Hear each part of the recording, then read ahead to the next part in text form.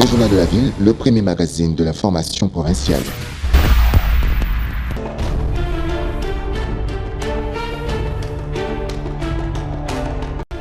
Mesdames et messieurs, merci de faire confiance au Journal de la Ville. Et tout de suite, les sommaires, les retraits des troupes rwandaises, la fin de leur appui au M23 et le retour de l'autorité de l'État congolais sur toutes les zones occupées constituent des conditions non négociables pour une paix véritable.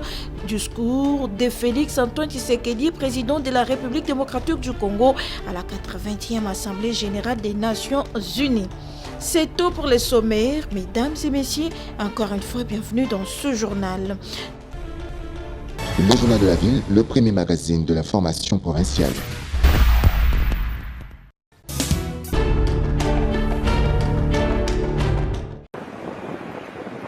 Le grand moment tant attendu a commencé à New York.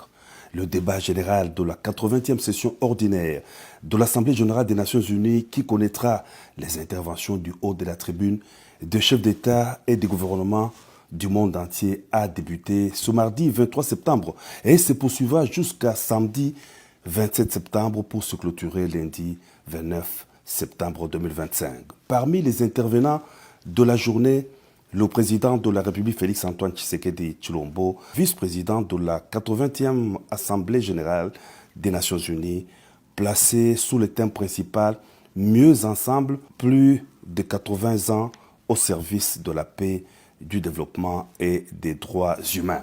Depuis la matinée, des chefs d'État se sont succédés à la tribune des Nations unies, notamment les présidents des États-Unis d'Amérique, Donald Trump, de la Turquie.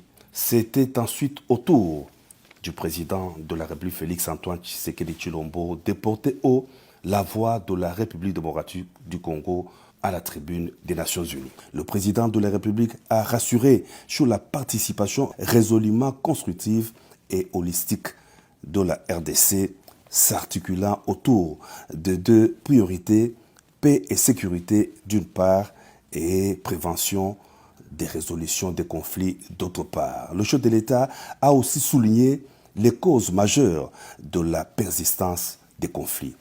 Un autre axe prioritaire concerne l'exploitation illégale des ressources naturelles, l'une des causes majeures et persistantes des conflits.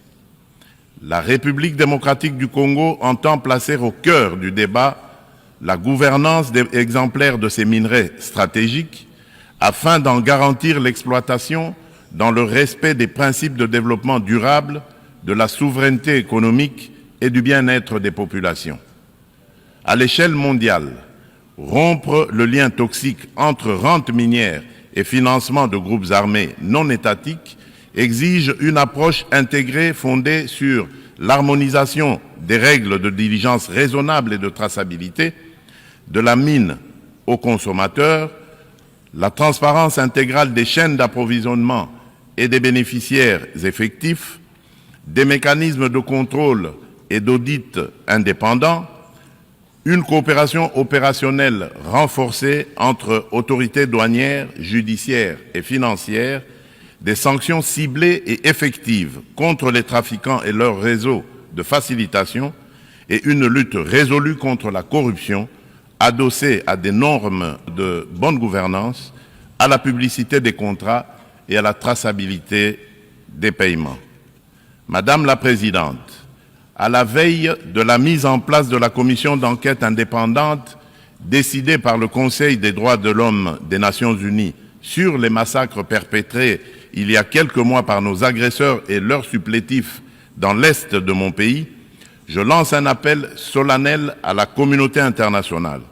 Elle a le devoir moral et politique de soutenir cette démarche essentielle afin d'établir la vérité, rendre justice aux victimes et jeter les assises d'une paix durable ancrée dans la mémoire et la responsabilité partagée. Le président de la République a stigmatisé la rhétorique guerrière qui regagne du terrain à travers le monde et l'on assiste impuissant au retour des vieux démons, agressions armées, guerre de prédation des ressources et des conquêtes d'espaces vitaux qui n'épargnent aucun continent. Le conflit armé qui perdure dans mon pays en est une illustration tragique, a indiqué le président de la République.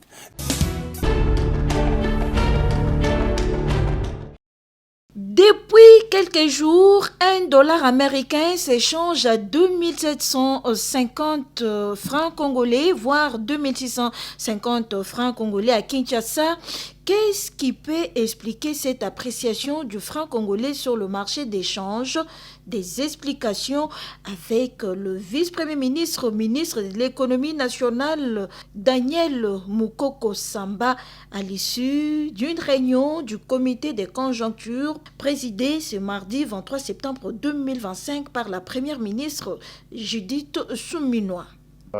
Les Congolais auront noté que la parité dollar-franc congolais a connu un changement assez drastique ces derniers jours.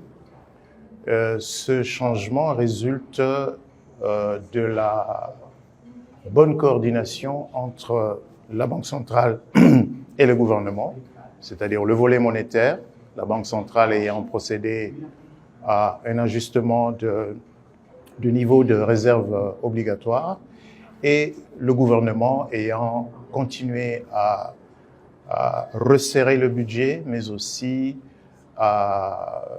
avec les échéances fiscales, ce qui a donc permis de faire en sorte que le franc congolais s'est raffermi.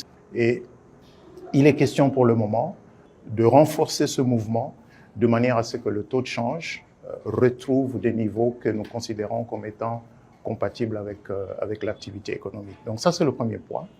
Et le deuxième point, qui est d'ailleurs lié à celui-là, c'est d'assurer que l'économie soit un peu mieux financée.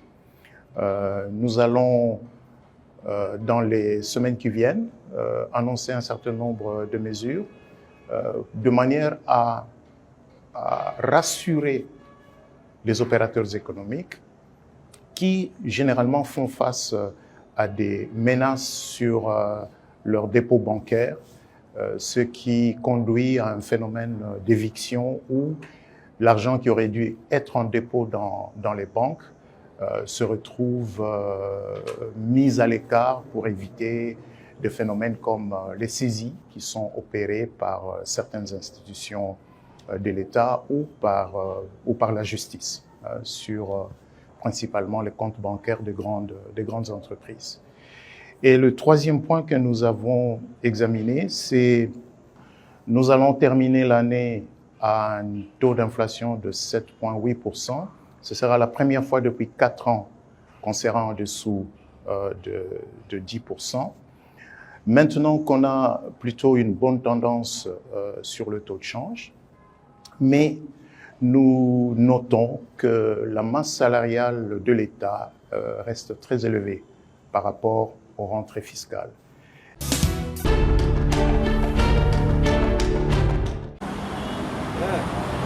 Une lettre ouverte de plus de 100 signatures adressée au président de la Commission nationale des droits de l'homme, CNDH, par les défenseurs des droits de l'homme, déposée ce mercredi 24 septembre 2025 au siège de cette institution.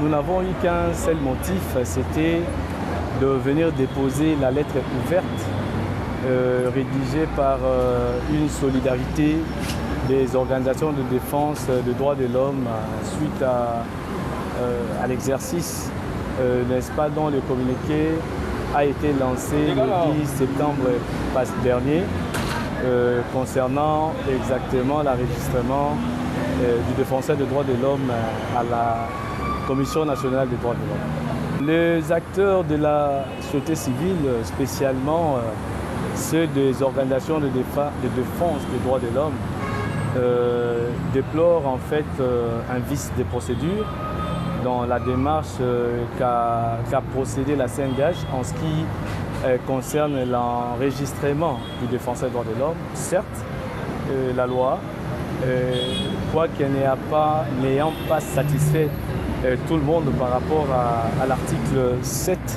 de la loi relative à la protection et à la responsabilité du défenseur des droits de l'homme, et spécialement dans son alinéa 3, où il est bel et bien demandé aux défenseurs des droits de l'homme qui exercent en dehors des organisations légalement établies qui puissent s'enregistrer sans frais auprès de la CNDH.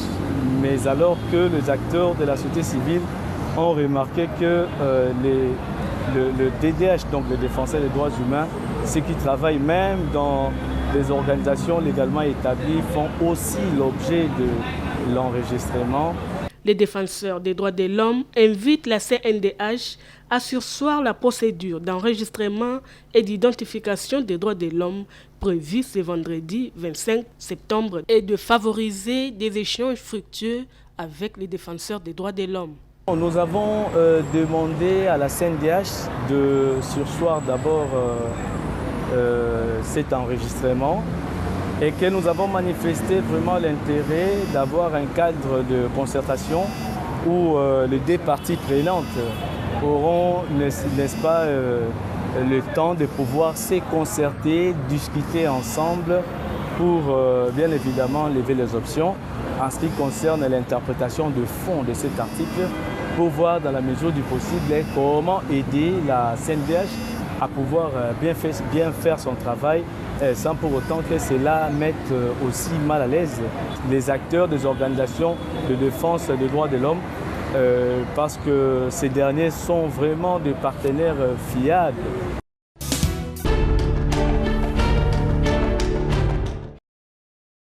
Faire de jeunes et femmes de la République démocratique du Congo des grands entrepreneurs et des millionnaires, tels est les soucis majeurs de l'ILOF Asbel, chapeauté par Maître Lilongo Baïndé Cédric.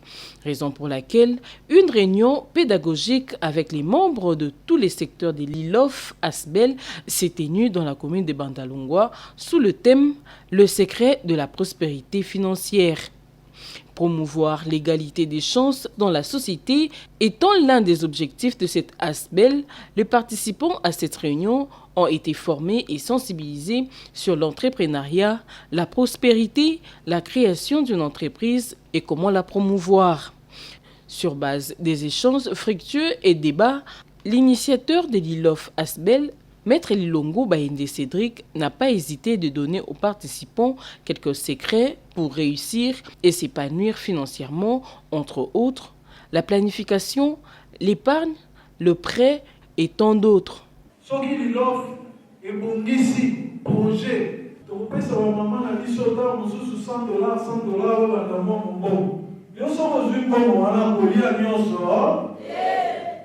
soki olingi investir na eloko oyebi malamu te to na eloko okoki kosala yo moko te identifie totala bato ya malamu oyo osengeli kosala mosala yango na bango sekele mosusu ezali ifo toyeba kozela bainvestissement mosusu ezwaka temps esengaka oplanifier.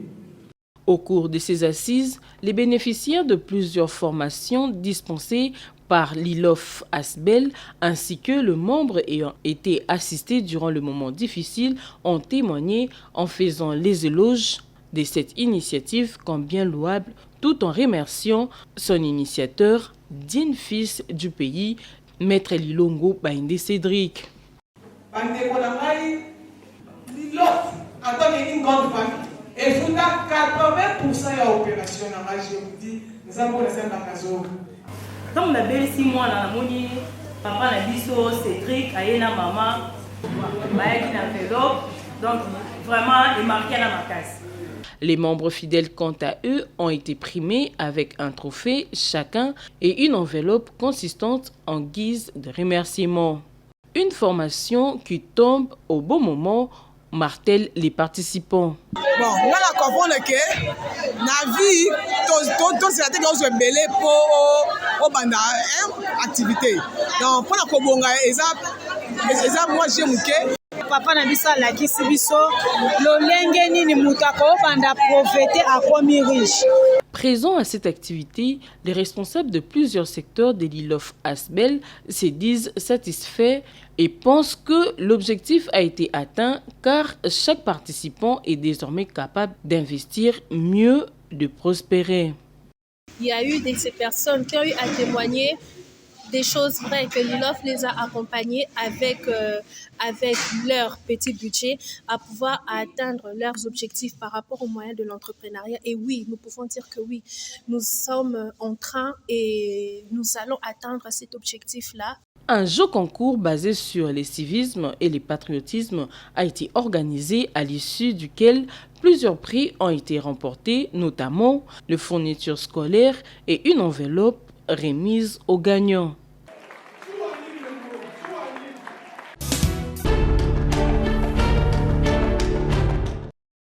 Le camarade Emmanuel Kanindantumba est démis de ses fonctions. Il ne peut plus engager l'intersyndicat des syndicats des enseignants dans la ville-province de Kinshasa.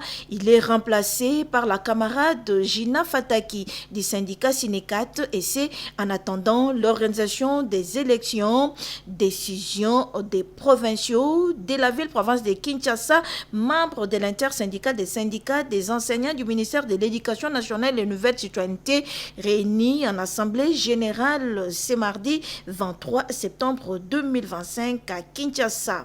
Le camarade syndicaliste Emmanuel Kaninda est accusé de commettre d'abus dans l'exercice de ses fonctions.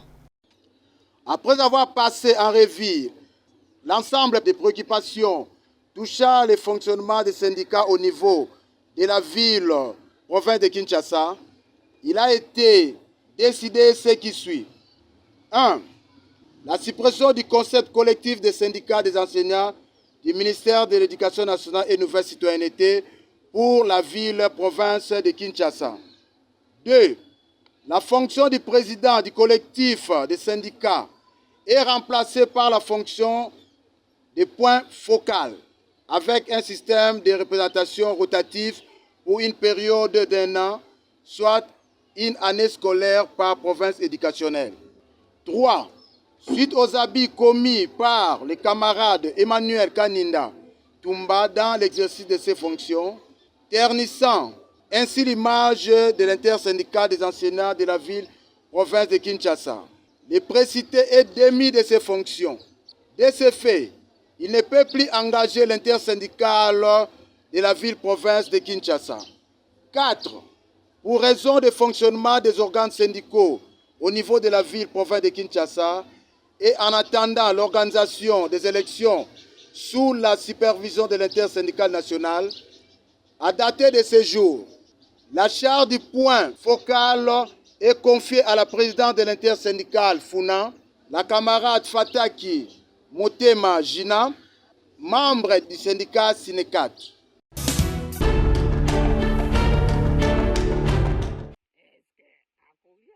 Nous sommes au village Ifomi et Lokokoloko, dans le secteur de Bassankoussou, en province de l'Équateur. Ici, la vie des élèves de l'école maternelle et primaire Epimatondo est un calvaire. Ces élèves sont obligés d'apporter eux-mêmes leurs pupitres depuis leur domicile et ils parcourent chaque jour 7 km pour venir apprendre pour assurer leur avenir. Lors de la visite du journal de la ville, le constat est amer. Ces enfants âgés de moins de 10 ans apprennent les leçons dans des bâtiments qui laissent à désirer, comme les démontrent ces images. Des conditions qui laissent cette population dans un désarroi. L'école est en état de délabrement très total. C'est une école qui a daté, qui a présenté au moins des dessus, au moins des gradués, des licenciés. Nous vivons la pénibilité. Nous lançons des vibrants messages, des vibrants appels aux économiques et purement les leaders qui nous prêtent des mains fortes pour cette école. Pas cette école, nous vivons beaucoup d'écoles. Qu'est-ce que nous n'avons pas de tableaux, nous n'avons pas de bancs, des bâtiments comme vous le voyez, en tout cas dans un état purement très catastrophique. L'un des notables de ce coin revient sur le nombre de cadres que l'épée Matondo a sorti depuis sa création en 1970. C'est une école qui a produit des cadres, il y a des licenciés, des docteurs, on a des avocats, on a des médecins qui sont en fait ressortissants de cette école. Mais l'état dans lequel elle se trouve, c'est vraiment déplorable. Et c'est dans un état de délabrement trop avancé. Alors je lance d'abord un appel aux autorités du secteur. Alors c'est pas au niveau du territoire, même au niveau provincial et pourquoi pas au niveau national. Au-delà de l'école Épée Matondo, les centres de santé construits sur le fonds propre de communauté est dans un état délabré depuis sa création. Les patients dorment à même le sol. Pour se procurer de médicaments et matériel sanitaire, ces derniers parcourent des kilomètres. Nous sommes enclavés, nous sommes dans un milieu reculé. C'est ça. Comment vous faites pour vous approvisionner en médicaments? Les médicaments, bon, nous produisons les médicaments du chou nous-mêmes. On fait le voyage vers Bandaka. Cependant, un appel est lancé auprès des autorités compétentes pour apporter un coup de pouce à cette population, surtout que le projet du chef de l'État des 145 territoires est en vigueur et nécessite un soutien total.